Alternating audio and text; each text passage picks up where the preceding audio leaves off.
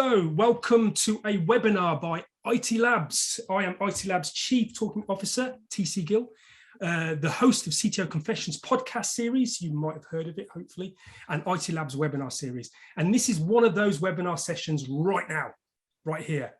So what's this one all about? It's about transformation, culture, flow. We're going to be talking a lot about flow and leadership in the digital era. And our guest is going to spill the beans and wisdom on all of this, okay? And this is Bard. So welcome, Bard. Welcome to CTO Confessions webinar. Thank you, TC. I'm really happy to be here. Yeah. And I hope we're going to have some fun together. Oh, absolutely. We're always going to have fun. We always have fun when we're getting together. We always have good chats. So I refer to you as a transformation warrior and a partner of Cycle to Accelerate. Would that describe you quite well? Yeah, I think that's fair enough. Yep. Okay, so I'm going to shut up because I can talk for England and for probably any country in the world, and I'm going to hand over to you now, Bard. So I'm really looking forward to this presentation. It's a subject that I'm really fascinated with. Now, audience, if you've got any questions, please enter it in the Q&A tool at the bottom there, or in the chat. I'll be looking at the chat, and we'll kind of rudely interrupt Bard during the presentation if it seems appropriate at the time. But we've got a Q&A section at the end. And so I'm really looking forward to this, Bard. So I'll be here to jump in and have a chit chat when I see something interesting, and hopefully questions from the audience as well. Okay, thank you, TC, and welcome, audience. And I'm just going to present a few sort of bullet points at a fairly high level to get us talking. And the whole idea is that most of the time we'll be discussing these in detail, TC and I together, and if you throw in questions and comments, then we'll work on those too. So let's get started. This is about digital transformation, but it's also about getting people to be the best they can be. And there is a connection, and I want to show that that is actually what we should be working towards. So digital transformation first. Everybody's using the words, and most people seem to disagree about what they actually mean. So we could have endless discussions about the definitions of digital transformation, but for me, the most important thing about this whole thing is that even though it's called digital transformation, it's not about technology. And so if we can agree on that, then I'm a happy chappy. What it is about, actually, is about what digital technology causes and what it enables. So it's the changes caused by the technology that is causing the transformation. It's the technology itself can be anything, right? When we introduced paper and pen, that was a digital technology that caused a lot of changes in the world. When we introduced the electronic calculator, again, that was a digital technology, but the interesting thing was, what did it do to us? And I remember reading The Hitchhiker's Guide to the Galaxy, the digital watch, that was a revolutionary invention. I don't think it changed much, actually, but hey. The idea about digital transformation is, first and foremost, I think that technology is causing it, and it's causing it at a scale that we've never seen before. So one thing I want you to take away from this is that digital transformation is not a choice. It's not something you can sit back and think, shall I do it or shall I not? It's something that's happening to you. It's happening to all of us. We are in the middle of a digital technological revolution. And whether you like it or not, it's changing the world you live in. So the only choice you have actually is do you want to live in that world? Or do you want to just give up and let the world move on while you stay behind? So digital transformation itself is not the choice. The choice is, how are you going to adapt to it? That's this part. Now, there are reasons to jump on this bandwagon, and they're not all just reactive. There are also opportunities here that could drive you forward. And these are just a few of the most mentioned reasons. So if you do it well, you can see performance acceleration. But for me, actually, the more interesting one is, with all these new technologies come new opportunities. But be aware that you probably need to change the way you do business to make use of those opportunities. And so one mistake a lot of businesses make is that they think they can essentially stay the same business with a bit of digital makeup on top, right? In Australia, we call this putting lipstick on the pig. You'd still be a pig. maybe Yes. a prettier one, but it doesn't change anything. If you really want to jump onto the digital opportunities, reconsider your business models, including the ones that are making money at the moment, which is one of the hard parts, right? Because your cash cows of today become your chain and ball, your ball and chain for the future. Yes. Then there is efficiency, definitely important, but don't get obsessed with it, because efficiency requires stability. And if you're too stable, you cannot change.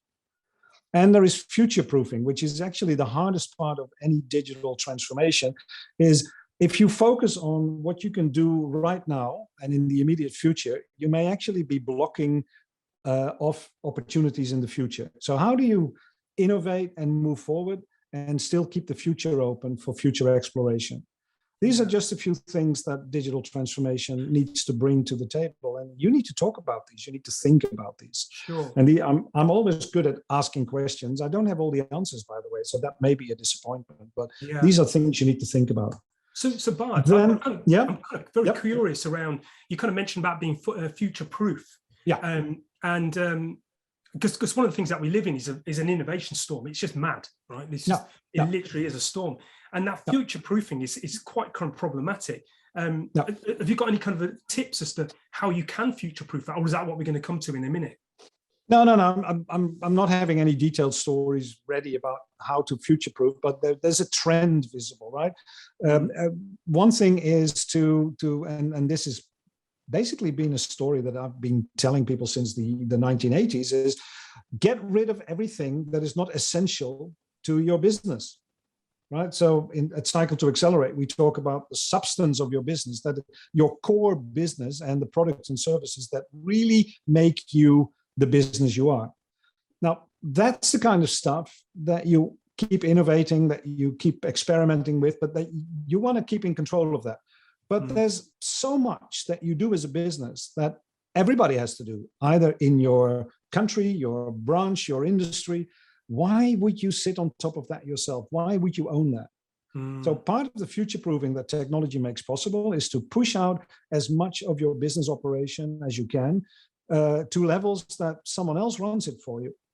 You use the service, but it doesn't actually define you, and it doesn't hold you back. Now that's not as easy as it sounds. That's why I started this in the 80s, and I think it's probably going to be till the 2080s before we get it right. Right. But the idea of building business on top of an ecosystem rather than building the ecosystem ourselves. So that's part of future proofing. The other part is to be prepared to have ongoing innovation, which never ends, because we always seem to think that innovation has a beginning and an end point, and then we're in heaven, right? We get this innovation out there, this new product, and now we're it. We've done it. But the product being launched is the start of the next innovation cycle. Yes, that's right. And that requires a change of mindset in most organizations, because that's not how we operate. We work from start to finish, and there is no finish. So we're lost a bit there. Yeah, and just one more while we're on this slide, because I mean that's the new business models. Have you come across any businesses that actually have been able to adjust their kind of business models to fit the new kind of third industrial age of there's a few. There's look, the most of the examples that people pull out are actually startups, right? So they were not bothered by their past because they didn't have a past. But there are a few companies that have drastically redone their business model. A recent example, well, it's not that recent anymore, was Procter & Gamble, for instance, which was a very slow-moving bureaucratic machine. And they managed to break it up into innovation labs and independently operated centers of excellence. So yeah, there are a few examples out there. But the bigger the organization, the harder it is to get rid of your existing business models. That's a sort of a law or something. Maybe it's like inertia. Law of the universe, Yeah, yes. Exactly. Yeah, that's interesting that there are companies doing it, and I'll have to look that up. Thank you for that. Now, the other way happens more often, which makes me believe that it is actually possible. But I see a lot of organizations lose their innovation and agility as they grow bigger, and I don't think they need to. So part of the challenge here is also that if you scale this, why would you lose the agility that got you there? And I'm still sort of puzzling with people over what causes this, and can we stop that? Yeah, because that's a sad thing to see happen. Just to kind of, I don't want to kind of spend all the time, No. I can imagine, because in the CTO Confession series, you've spoken to a number of different tech leaders in the space. And I think what it is that the dial for the agility and not agility is a very fine dial, and they tend to kind of move it slightly, and it kind of goes to full on or full off, you know. And one particular leader talked about, we're too agile. We need to process up because we've scaled now, and we need to kind of put some stuff in there. And I found that really interesting to a company to actually kind of say that. Well, it's a topic we could probably fill the rest of the hour with. But here's one thing that I'm working with more and more, and that is, when people say things like we're too agile, the question is, what are they afraid of? Right? It's usually fear and all sorts of unspoken assumptions about everything that can go wrong that pushes people back into trying to get control over things. Yes. And the sad thing is that the fear always leads to overreaction and makes things worse. It never makes things better. So the fear is great because it signals things, but then we really need to teach ourselves to not to act on that fear, but really think, okay, that's what I'm afraid of, but how can I respond to that without actually making things worse? Yeah. And that's an art we don't learn because we're in a rush, we're in a hurry. We don't have time to think. And so we're like lemmings running straight for the abyss, you know, and thinking we're making great progress. Yes. Yeah. Great stuff. Thank you for that. That's great. All right. Shall we go to the next slide, which is a few of the success factors? Come on, machine, respond, obey, slave. Yeah, here we go.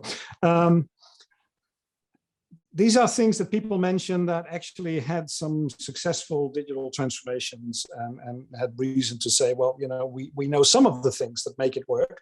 And in response to, for instance, Wolfgang saying, well, this is not everything. No, this is not everything. This is what they said made the difference.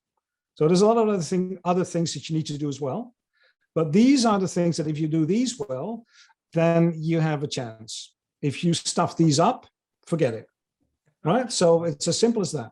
Now, one is a digital strategy. And again, we can talk for hours about what that is exactly. But for me, there's a few things that go into a digital strategy. And the most important one is, who do you want to be in the future? It's a choice about identity. And that identity then goes into, what do you want your customers, your future customers, to experience? And how do you then expect to deliver that experience to them? So that's the sort of, and the intersection group, which I'm also part of, works on these parts, identity and experience. And then, of course, you need to think, okay, if that's what I want to deliver, and if that's the experience I want to create for people, then comes the question, how do I organize myself? So that's all these things in strategy. Then change management, which I find a problematic word because of the management word. We could also call it change leadership, but there are things that you need to manage. So let's leave it in there for now, but you need to understand change, and you need to have some sort of a process and a structure in place that facilitates and supports change. Now, most organizations, and it's not their fault, have a lot of process and structure in place that stops change. That's their very function. Because if everything changes all the time, they would fall apart. So the problem is that these very functional systems to prevent change become your biggest obstacle. Right. So change management is about finding the levers for change and see if you can unglue them, if you can oil them and make them move better. Now, there's skills, I'm not going to talk about that, but it's actually quite obvious that there's a lot of skills needed, and you may not have those skills. Where do you get them from? How are you developing those? And leadership, which is, I'll get to that later, but leadership is a really important factor. Now, there's two things that for me stand out, and that is communication and culture, two C words that people find difficult because, yeah, they're soft, they're fluffy, they're badly delineated, but they underpin everything we do. Yeah. Communication may seem obvious, but for a lot of people, communication is really hard because we have sort of forgotten that communication is not about content alone, right? Communication is about relationships. It's about bonding. It's about creating social cohesion. And if you only focus on content, you haven't communicated. And culture is actually maybe an extension of that. Human beings will always form cultures when they operate in groups. Those cultures are a necessary part of how we operate. We cannot do without culture. But cultures can go both ways. They can become an obstacle, or they can be a big motivator and a big support for things we try to achieve. And if conditions are not properly managed, cultures can go badly wrong. Yeah. And again, we're not trained to manage culture. Yes. And so now there's a lot of discussion going on whether or not culture can be designed. And I like the picture of the tree here, because I don't think you can design culture. It's a little bit like a garden or a tree. There's a seed, you can nurture it, you can maybe help it grow in a certain direction, but it has to grow by itself. But you can certainly influence its growth. Yes. By what you feed it with and what you take away from it, and how you manage around it. So the conditions determine the culture you get. Yeah, I love the analogy actually from a tree, because it does take a long time for a culture. I think somebody quoted me like, it's going to take you like 4 or 5 years to kind of really shift the culture. Yeah, yes and no. It depends on your definition of culture. Aspects of culture can change overnight. People are very flexible, and if you have the right conditions in place, people can wake up one morning and decide that everything they did before simply doesn't hold anymore. And they look at revolutions in countries. There are those tipping point moments. Then a lot of things change, but the essential foundation of their culture will take a long time to catch up. Yes. So what you get cultures jump in leaps. And then there's a sort of a slow part of the culture that then needs to catch up. Yeah. And if you don't know how to manage that, then you get your organizations fracture. Yeah. I think one of the problems we see in society at the moment is that some people have made the jump, other people haven't, and we're falling apart. Yes. And I like the idea also, we also talk about this kind of big thing, the culture and the organization. Yeah. What do you think about microcultures, that kind of cultures within certain aspects of the organization, where you can shift them, they can grow, Yeah. So I'm a big fan of Edgar Schein, for instance, who talked a lot about subcultures, right? And you find subcultures in departments, in teams, but you also find them in professions. So one thing that I discovered working in IT was that IT is a global subculture of organizations. Right? We have a separate culture as IT professionals, and we should be aware that we share certain assumptions and beliefs that other people in our organizations don't share. Yeah. Now, if we can change our subculture, then we can have an influence on how other people move their culture. But this whole play of microcultures and subcultures, it's fascinating. But my advice to people here is focus on the culture you can actually influence. Yeah. Right. Don't try to change the culture of a whole organization. Yeah. It's already a great achievement if you can improve your team, for instance. That's great advice. Yeah, I like that. It reminds me of me trying to change the world. I keep trying, but it doesn't happen. So yeah. Okay. Now, if there's no questions or comments, then we have a question in the comments. Okay. If you want to have a quick look at it, I won't read it out, but Daniela's kind of put a question in here around transformation and. Yeah. Well, all of the above. Yeah. Now that's silly. Now, what you start with usually, I think, as I said, let's say digital strategy is a starting point.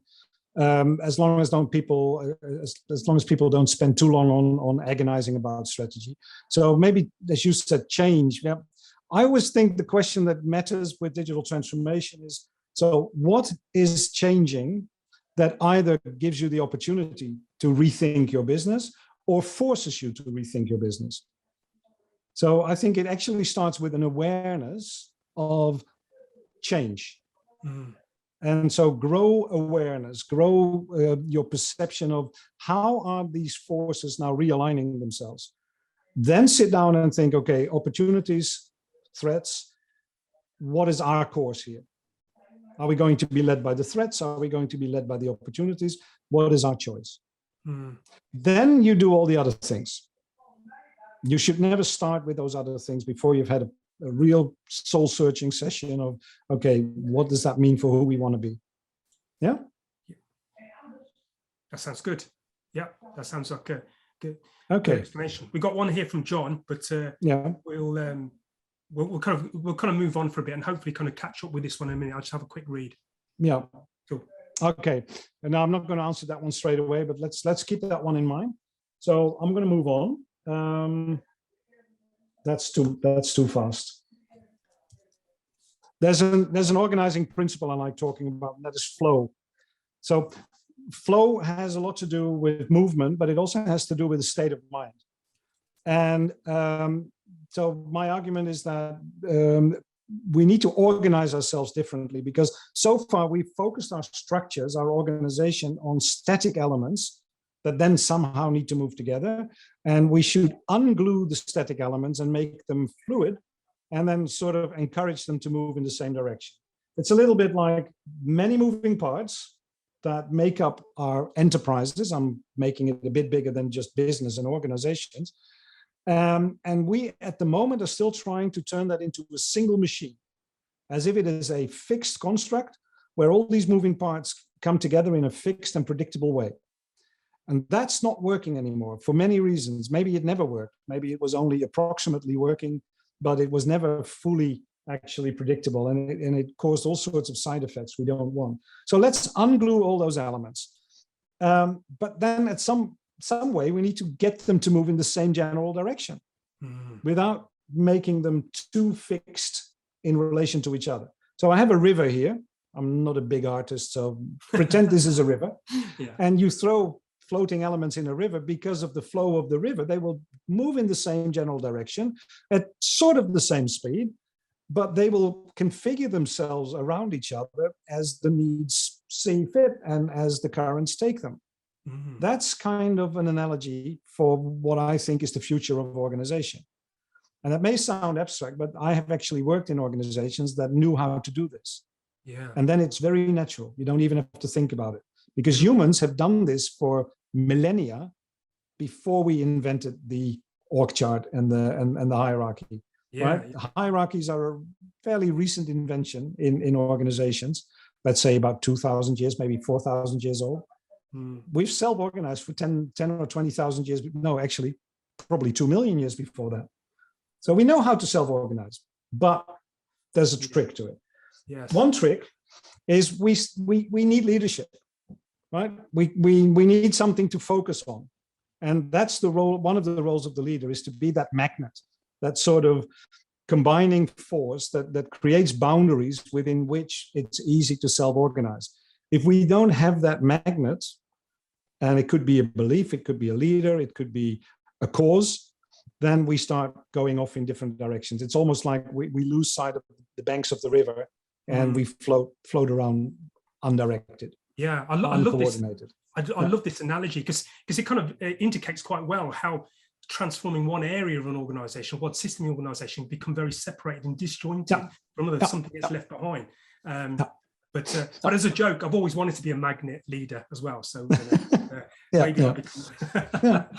Well, and I think the magnet is a good analogy here as well, because a magnet it's a pulling force, right? And it's a force of attraction. There's no threat there or coercion.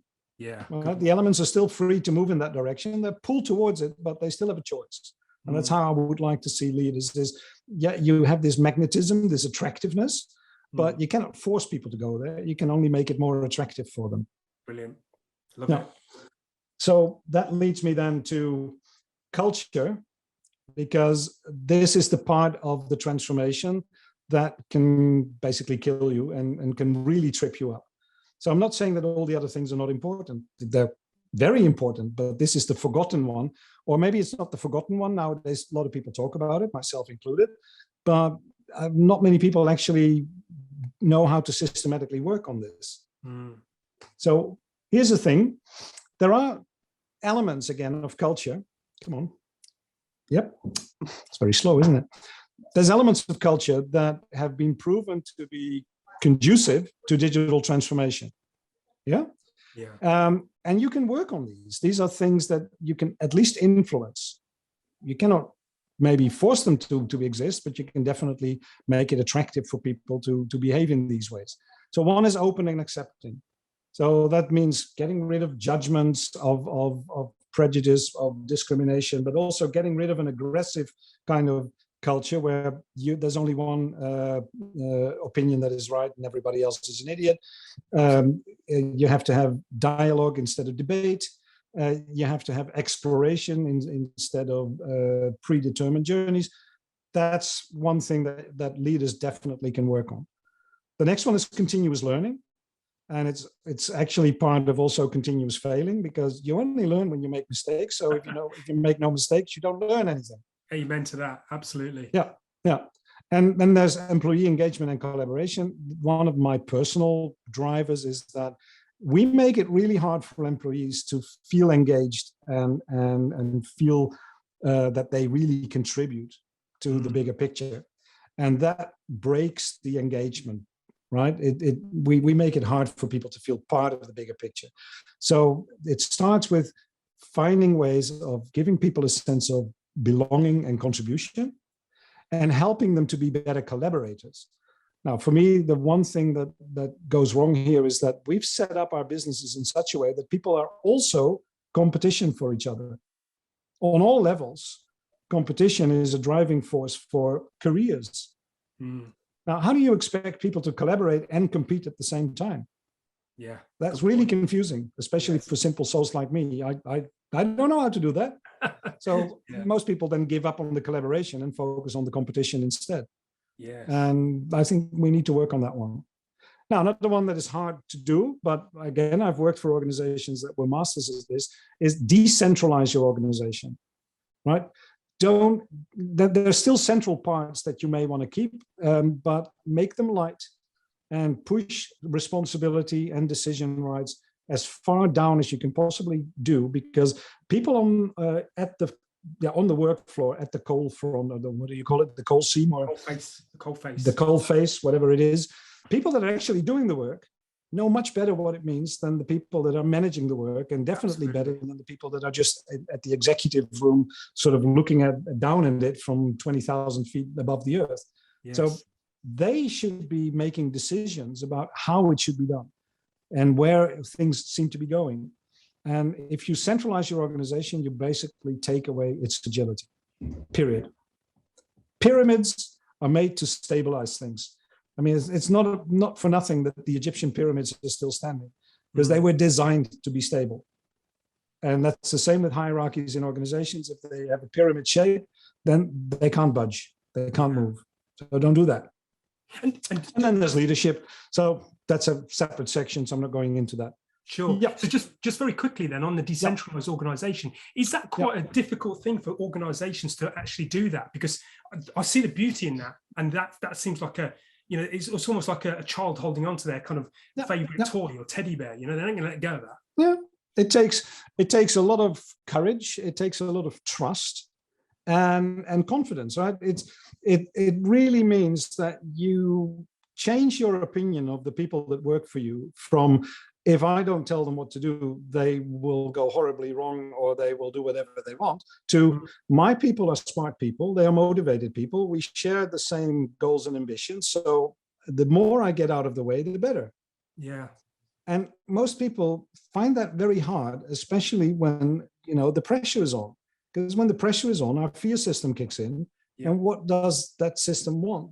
Control, make all these bad things go away. And of course, I still work a lot with organizations where managers really believe, and it's crazy, but maybe it's because that's how they got to their position, but they really believe they have to have all the answers. Absolutely, yes.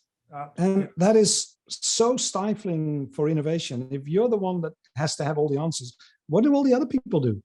Mm-hmm. Right? Where's their creativity, their knowledge, their inspiration? Well, you basically tell them that that's irrelevant.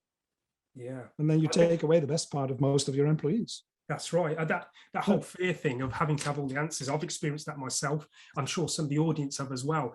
And having that shift away from people coming along with maybe some ideas or some experiments or some things to try. I mean, this is one of the things I love about the language that's changing in organizations now. We are talking about, rather than activities, they're experiments. Try something, so that's really good. Well, I just saw a comment from Wolfgang, and I knew he was going to make that comment because he always does. And that is, Wolfgang likes to defend the hierarchy. And look, I'm not against hierarchies, but hierarchies are stabilizing structures. So you can have a hierarchy in things that are not going to change, at least for the foreseeable future.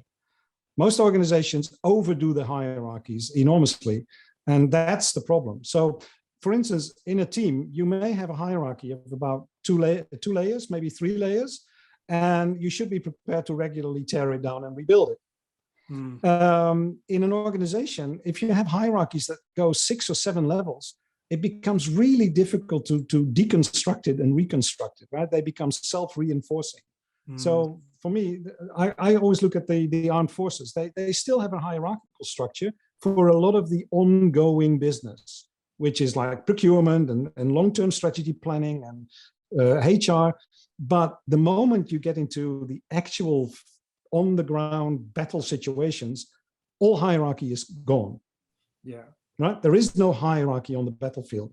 There is self-organization, which means if there is a leader and a team, the leader may change at the moment's notice because the situation changes, and so someone else steps forward and takes over.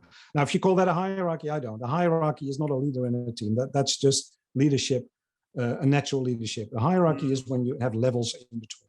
So Wolfgang, I'm not dissing all of hierarchy, but I'm just pushing back at it because everybody seems to assume that hierarchies are everywhere and we can't get rid of them. Now we need to actively deconstruct a lot of them. Yeah. I think that's good. It's finding that dial again. It's that balance between the extreme, the Buddhist philosophy of the middle way. It's kind of find that in between, that balance, and also be tuning it all the time. Yeah. Now, there's one other answer to the hierarchy question that I do want to bring up, and that is the ones that are suffering most from hierarchies are actually the middle managers, right? Because in the layering of the hierarchy, they actually lose their sense of purpose and contribution. So instead of actively contributing to the development of the business and the growth of the organization, they seem to be forced into a role where all they do is oversee others doing it. And there's very little satisfaction and very little cohesion in that. So their roles are actually, I would say, almost bound to be unfulfilling and causing a lot of suffering, and they may not even know that, right? So middle managers are the ones that suffer from this, but they're also the ones that make it hard to deconstruct them because they very often don't think they have anything else that would make them make them worth hiring. And so one of the things that I think we need to do is give middle management their sense of purpose back, right? Help middle management to turn from obstacles into supporters, into actually the very layers that support everybody in moving forward. And when managers get that, especially some of the middle managers that got really frustrated, you see them blossom, you see them change. And then the need to control becomes much less, and the need to support, or the urge to support, becomes much stronger. Yes, so I'm not against the people fulfilling those roles. I'm against those roles killing those people. Yeah, an interesting one on middle managers, actually, because I think that middle managers have a really important role where they kind of can move around in the organization. They become those kind of, if I can use the analogy of kind of biology system, the T cells that go around to where things are needed, where there is a bit more structure needed. And also they act as a kind of communication layer across the organization to allow information to flow, connections, relationships to build, and what have you. So what you're basically saying is you need to cut them out of the hierarchical structure, right? You need to cut them loose so that they can move around, which means you get to a level of self-organization. And there may still be a sort of a basic hierarchy in place, but those middle managers then need to become flexible and agile. Yeah, which means they can't stay where they are. They need to move around, which is quite an art, right? So let's have another look. So the conclusion of bringing flow to culture. Here's some of the things again that you can consciously work on. Shared goals. And this is a bit of an art because people sometimes think that, hey, I'm the CEO, I have a goal, and I'll just keep explaining it to you until you agree. That's not how shared goals work, right? Shared goals mean that you have a sense of purpose and direction that aligns with each other. People don't have to have exactly the same goals to work together, as long as it moves broadly in the same direction, and as long as they feel that they can mutually benefit from collaboration. So shared goals is much more about, are we broadly moving in the same direction, and do we still believe that working together is better than working against each other? Understanding the context, I think a lot of employees especially suffer from a lack of understanding of the context of their work. And so we need to work harder on making them understand the relevance of what they do in the bigger picture. I already talked about collaboration, talked about communication, and then we get to diversity, which is diversity in all possible directions. Yeah, which is age, ethnicity, social background, disciplines, I don't know, whatever dimension you can think in, try to be as diverse as possible. Simply because we are very good at groupthink as human beings. And if we stay together too long, then we start thinking that our ideas are the only ones, and we get blinders on and get tunnel vision. Now, openness to change is an interesting one. I sincerely believe that as long as coercion and fear are driving factors in an organization, we cannot be open to change. Because that's what coercion and fear do. They make us defensive, and they make us hold on to what we have, rather than be open to what we could have, which leads to high levels of trust. One of the ways to get that fear out of organizations is to very consciously work on trust. Mm. And I can talk for hours and weeks on trust, and I can even do workshops on trust, but it starts with the courage to actually trust people. Yeah. Yeah. And if you don't feel that courage, you got some work to do, and you shouldn't be a leader. Yeah, that's right. Yeah. I think, and I guess speaking for the audience, I guess, can you give us a tip as to how you can create that trust? Because it is such an important layer of cultures, of people coming together. Yeah. That without it, nothing really kind of works properly. Yeah. So there's a few things that make up trust, and one of the things that for me is really important is that because trust and fear are closely related, what makes people trust other people is the confidence they have in their ability to predict what those people are going to do. Right? So it's a measure of confidence. And that's one side of it. So if I have a fairly good idea of how you are going to act, and for instance, if you're going to keep your promises or not, and if you're going to show up every day at work or not, the more predictable you are, the easier it is for me to trust you. That's one side. But the other side is my confidence in how much or how little your unpredictability can actually hurt me. So when people are not confident in their own abilities, it becomes harder for them to trust other people. Mm.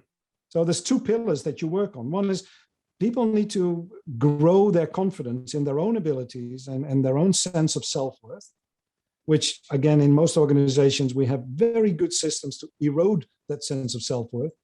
We're constantly being criticized and told it's not enough and we need to do more. And so we need to do the other way around. We need to help people feel that they are valuable and that they have autonomy and that they have the power to actually make a difference. And we need to help be more predictable for each other, which is transparency, walk your talk, and be open about your limitations.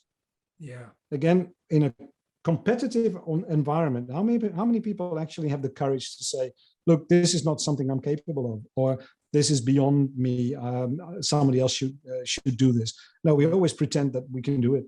That's right. We're faking it constantly. We're faking it until we hope we make it. Yeah. Yeah. And so, again, those two pillars help each other be more predictable and transparent, and help each other to regain that confidence in our own value and our own contribution. Oh, that's what grows trust. Yeah, that's great. That's great. Now, great points there. Okay. So one last point, and that is the impact of management. And I know, TC, you said, shouldn't that be leadership? I said, well, I deliberately put in management because some managers are leaders, right? And some are not. But all managers have quite a bit of influence on the culture and the flow in organizations, whether they know it or not. And here's some statistics that I found really interesting. And that is what I call the sad reality of management, of the sad reality of work, actually. And there's at the moment, and this has been fairly constant, but it's actually getting worse. For instance, talk about the great resignation. That is when you ask people how happy they are at work, and you use several different measurements for that, the majority of employees actually perform below their potential. They avoid discretionary effort, and they are secretly or openly hoping to work somewhere else soon. That's the sad reality. The vast majority, I would say, of people are not happy where they are. And that's not good, right? And if people aren't feeling like that, you cannot expect them to go the extra mile. You cannot expect them to be creative. You cannot expect them to be innovative and collaborative. So the ground conditions are really not good at the moment. And then you have another interesting one, which actually talks about the role of the manager. And the best way to explain this is that when people leave, managers are the most often quoted source, the cause of leaving, right? They're always in the top 3. So the reason to leave is the manager. But when people stay in their jobs and you ask them, why did you stay? It's also the manager. So managers can be the reason to leave and the reason to love your work. Wow. That, for me, that means that managers are crucial. Yes. They have a very definite role in the cohesion of an organization and the cultural strength of an organization. But then we need to train them and make them aware of how that works. Otherwise, they have a big chance of doing it the wrong way around. That's right. And just to speak to the reason to leave, I've been part of the statistics. It is, I think Google did a great study, actually. They did a big study on what do managers make a difference and stuff like that. Yeah. And that's one of the things that came out of that, which was, they have such an impact. You can make people's lives hell, or you can make them actually really delightful. I've had, in my career, I've had some really, really good managers that you almost feel sorry when you have to leave or when they go away, right? It's like you're losing a friend. And I have some managers that, even though they were decent people, I ended up just so loathing them, right, that I just couldn't be in the same room with them. Really? And not because of who they were as a person, but because of how they were as a manager. They just did everything to make my life miserable, right? That was my perception at the end. Nice. Cool. Yeah. So, they have a big impact. So what does that mean? There's several things that you need to be aware of as a manager. And this is a simplification of something that goes a lot deeper, but let's look at 3 things and then I'm done. One is, when in doubt, people need reassurance. And the natural place to look for reassurance is someone in power. You look up for reassurance. So when people panic and the manager is panicking with them, then that's bad. When they panic and they see the manager still somewhat confident and say, we'll be okay, we'll get through this, that really helps people to calm down and come back to work with, okay, let's see how we solve this together. So you are the point of reassurance. Now, that means you need to be visible, you need to be confident, and you need to be supportive. The next one is, in terms of culture, you don't necessarily get what you ask for, but you definitely get what you ignore. Right? Because people are people and they do things.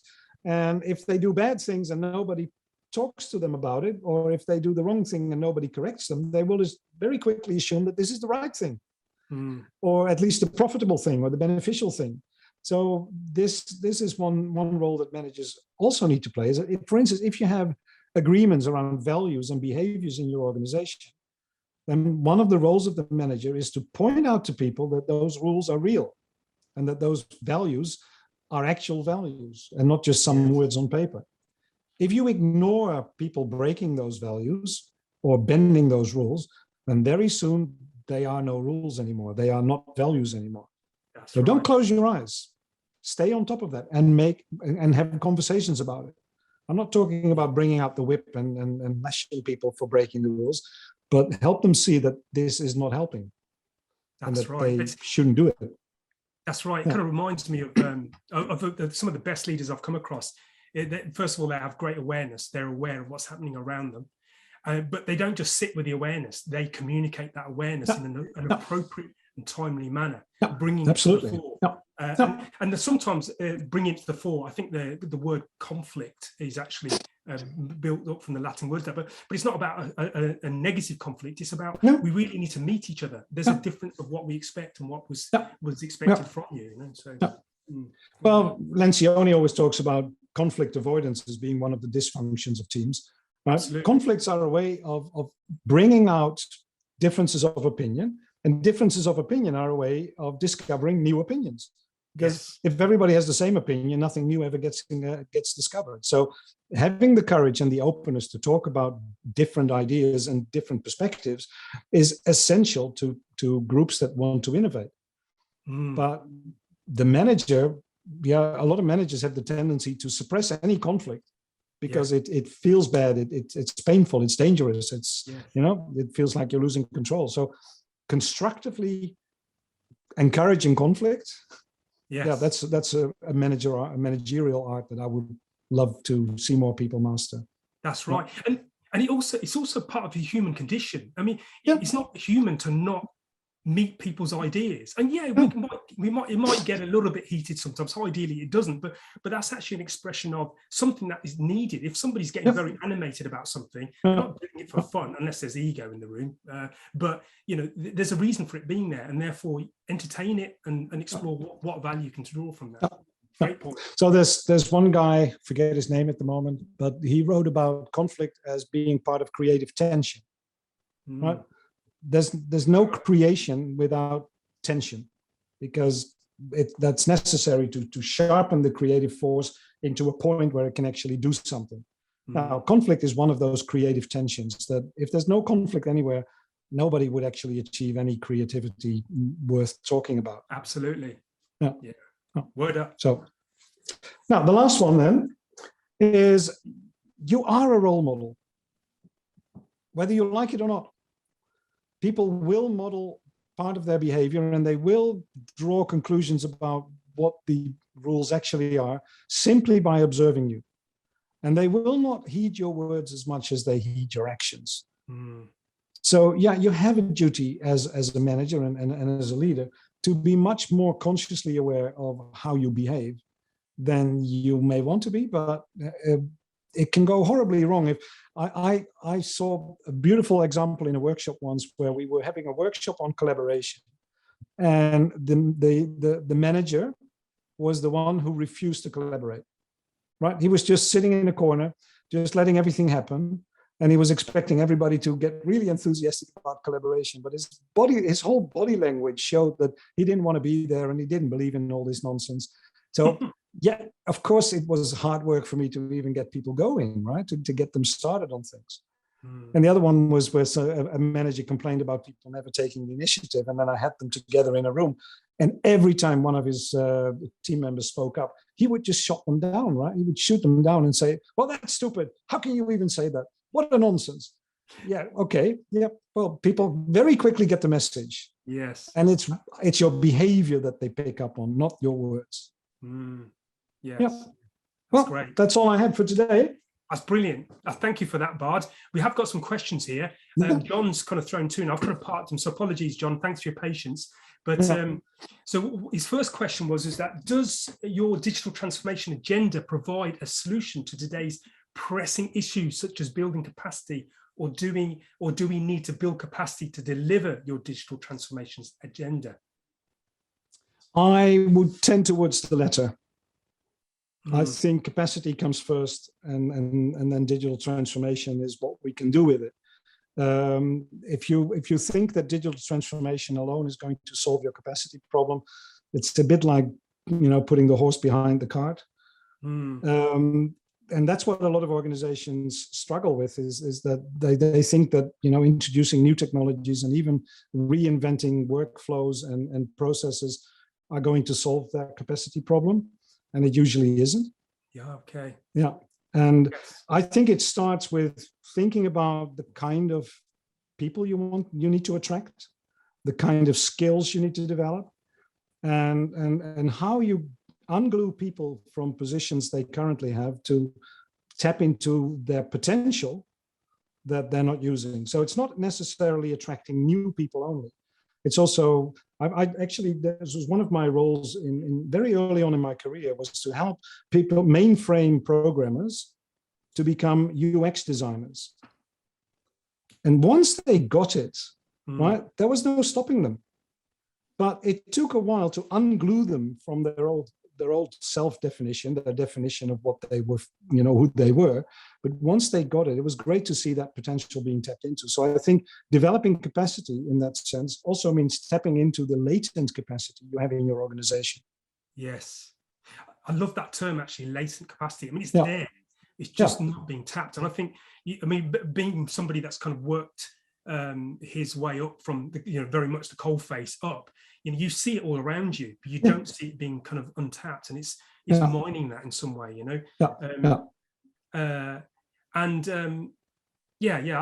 again, I think the idea of kind of digital transformations is that they're kind of seen as this way of saving money and making things kind of quicker and smoother. But I think the problem is that we're trying to eliminate the human element out of the process of an organization.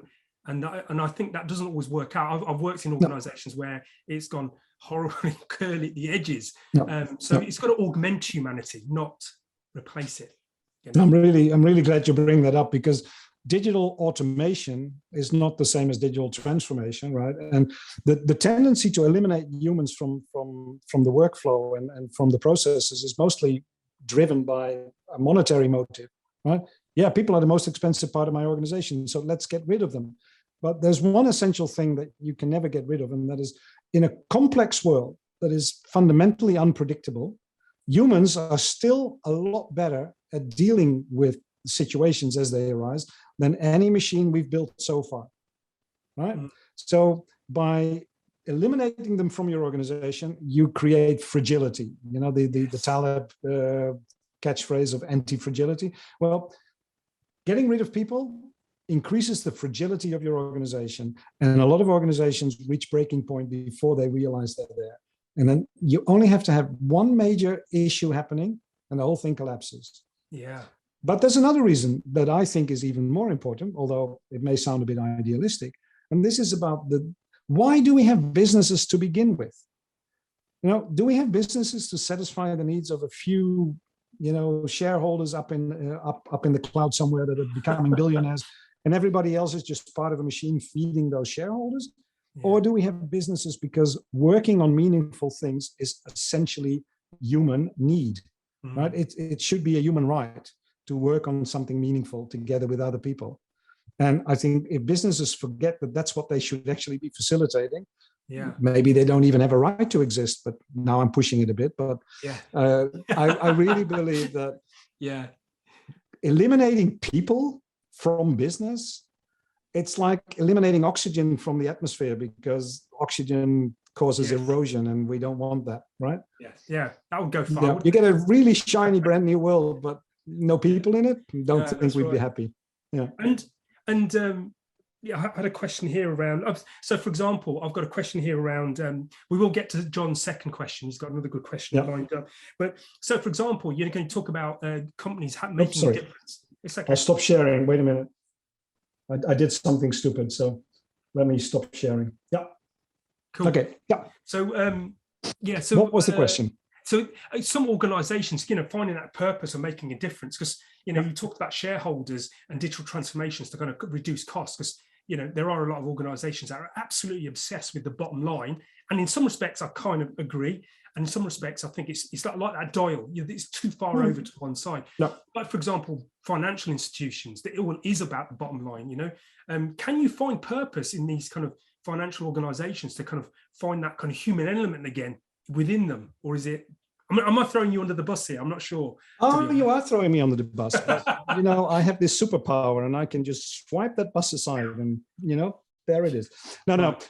This is a really great question. And surprisingly, even for me, because, I started my career in financial institutions, and at some point I got really frustrated with this perception that everybody around me was just thinking about money, and making money was the holy grail of business.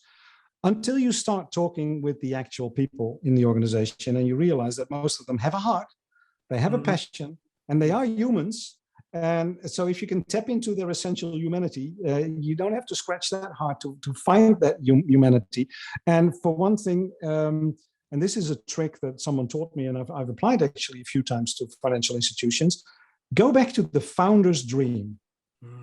And you'll find that even the most hardcore financial organizations were once started with an ideal in mind. I like it. Yeah. And if you can find that founder's dream and work from there, you have a good chance that you find large groups of people willing to fall back in line behind that and say, oh, if that was the original purpose, that feels a lot better than where we are now. Right? Let's find new ways of expressing that original purpose. And one thing is, in my role in Gartner, I've literally spoken to thousands of executives, and lots of them are fundamentally and chronically unhappy because they had a dream and it turned into some sort of a nightmare of, this was not what the dream was like, right? This was not what I was supposed to be doing, but I don't know what else to do. And that's what we need to provide to them. Beautiful words. I love that. Go back to the founder's dream. That's where we find our purpose. Excellent. That's good. And hopefully that will inspire people listening to this webinar now and hopefully in the future as well. And the final question we've got from John here then is what key job titles are key and needed to deliver flow and digital transformation in an organization? Okay. Key job titles. One is, I call it a change facilitator. It's not a change manager, but it's someone who finds ways of ungluing things that gotten stuck. You could also call it chief obstacle remover, or chief wrecking ball. You need someone that does that removing of obstacles. Yeah. Another one is the connector role, which partially, as you said, middle management should be able to fulfill. People that have never worked together from all sides of the organization need to have an opportunity to find each other and spark new ideas and new collaborations. So there is a strong need for connectors. Yeah. And there are storytellers. And I know there's discussions about that, what that actually means. But stories are a way of encapsulating motivation, meaning, and what shall I say? Even some of the rules, behavioral guidance, and inspiration, all in one neat package that people can take in, carry with them, and spread. Now, so storytellers, that's a few of them. I think, yes, I think storytellers is, we had a guest, and that's what he did in these large organizations. He literally traveled. He was like in Africa, where you get these storytellers that travel from tribe to tribe. And he says, that's exactly what I do, telling stories of inspiration, and people can lay their own kind of purposes and their own kind of inspirations on there. So if anybody's out there and you want a good storyteller, Bard's, a great storyteller, I would love to be a storyteller as well. But we forget that actually this is a big part of humanity is to hear stories and to communicate them. Yeah, absolutely. I think it's a highly undervalued, essential part of humanity is the way we tell stories. And it's not even that difficult because we were born with the ability to tell stories, and we want stories. Yes. And so we need to go back to that. So chief storyteller. I had a role in Gartner called traveling ambassador, which I invented myself, and my boss allowed me to be that, which is more or less like that, right? I would go to other countries and just share stories about, so what is it like to be me in India? What is it like to be me in the US? And then compare notes and tell stories, anecdotes, Yes. Funny stories, sad stories, remarkable stories. And then you find out what the commonalities are and what the differences are. Yeah, that's great. And I've got a question now coming back to, the work that you do, Bard, Cycle to Accelerate. And, we talked about flow. We've talked about a number of different kind of topics. I can't kind of reel them off the top of my head. And when you're kind of doing this work, how long does it take for an organization to get into that state of flow? And at what point do you kind of like let go and go, there you go, done it? Yeah, there's no hard and fast rule because it depends on so many different circumstances. But I wouldn't expect it to happen overnight. So let's say 6 months to 9 months before you can see bits of flow beginning to pick up and become visible. And then you need to stay at it. So flow is not something that you do once and then it stays. Yes. Flow is something you start up and then you keep it moving. Yeah. And so it requires constant maintenance and coming back to it. And adaptation. One thing I like about flow is when you look at a river and how the river flows through a landscape, it's both shaped by the landscape, right? The river flows around the obstacles in the landscape, but as it does so, it's also changing the landscape. So it's the ability to see where the flow needs to go at any given moment, and to allow the flow then to change the landscape so that your business transforms as a consequence of going with the flow. I love that. And that's that fluidity part that is so hard to maintain, because we're also human in the sense that when we have a good thing, we want to hold on to it. Yeah. But So, if you hold on to a good thing too long, it stops being a good thing. absolutely, yeah. Paradise remains as it remains paradise. Yeah. So here you go. I'm going to be devil's advocate. I'm going to pretend to be a CEO of an organization, and I'm going to say, I want more flow. Okay, I want more flow in the organization. How do we measure that? How do I know that we're getting more flow? What's the answer to that? Because I mean, that's a difficult question, I know. We've done a lot of work on that within Cycle to Accelerate, but it's a continuation of some of the themes of the collaboration and the engagement. So the main thing from a business perspective is that it speeds up the time between ideas and the manifestation of those ideas. Right. So you could call it the product transformation lead time. So because it's only in the services and products you provide to the market that you can test your effectiveness as a business.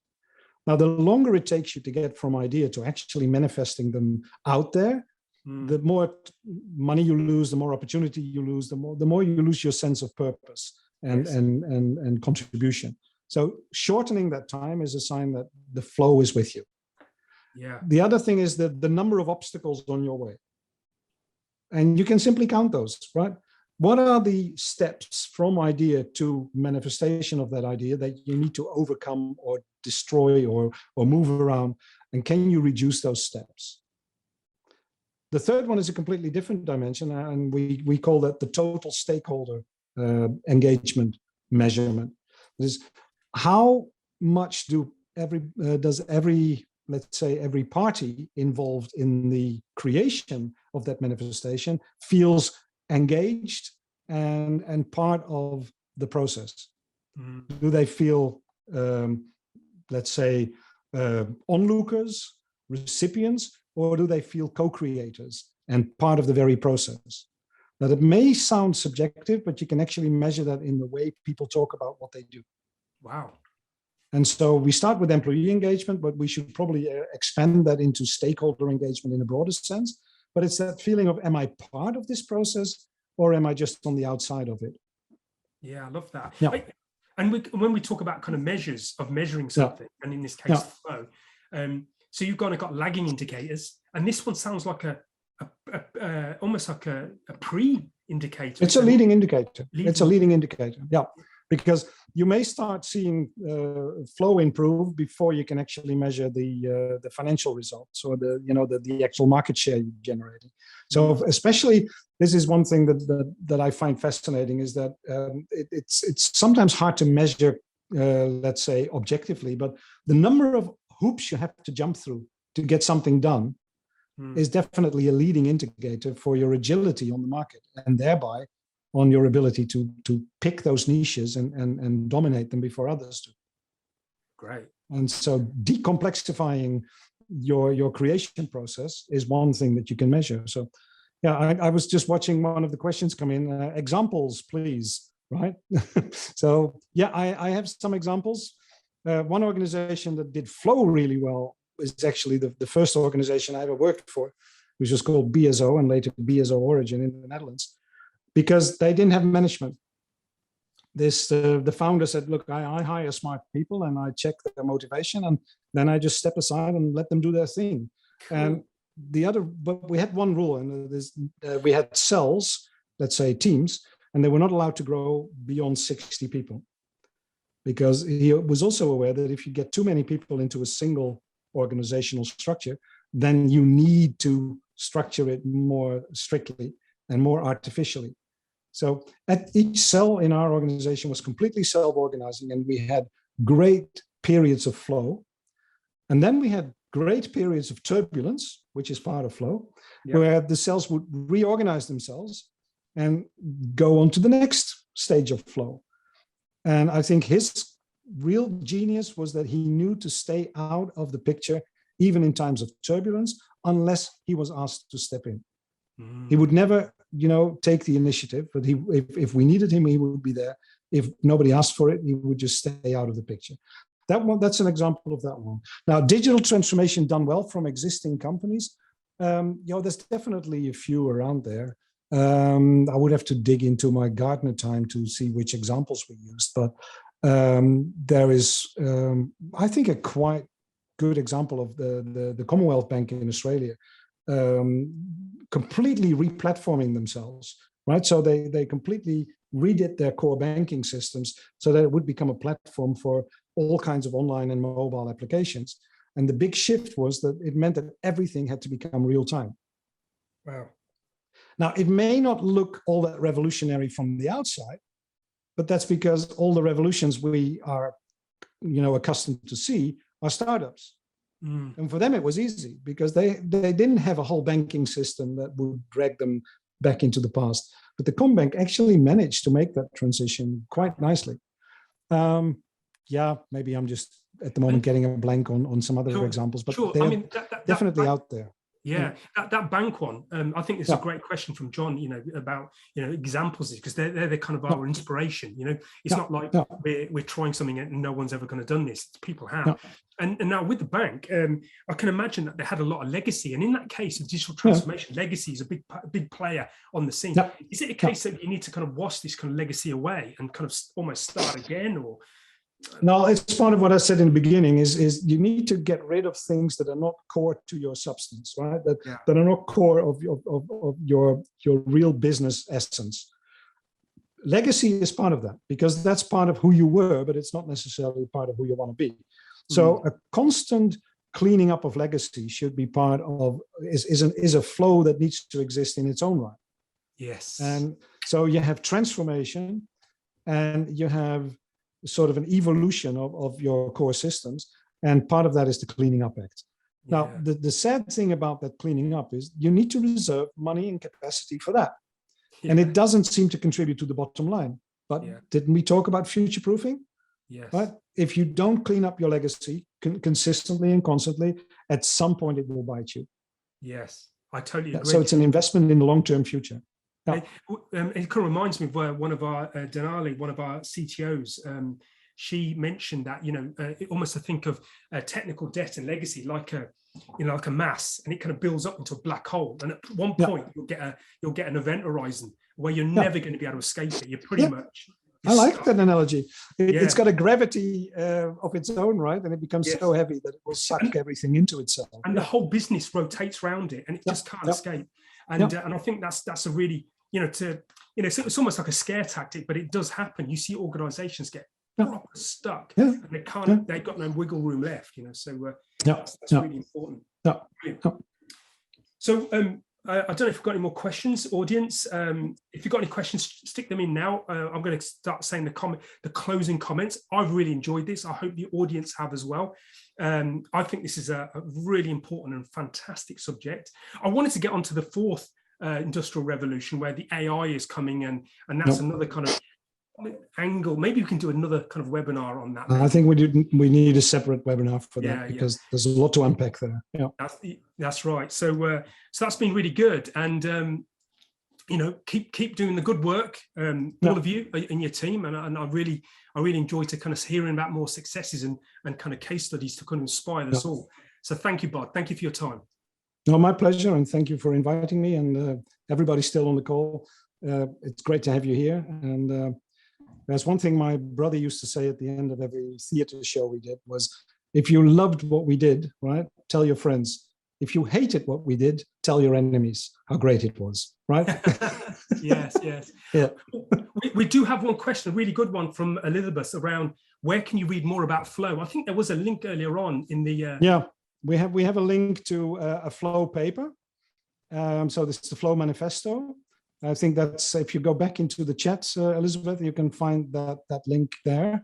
And we're bound to publish more about this in the near future. So, and we also have a LinkedIn group around flow, and a Flow Manifesto group that we're bringing people together to talk about this. So if you're interested, absolutely.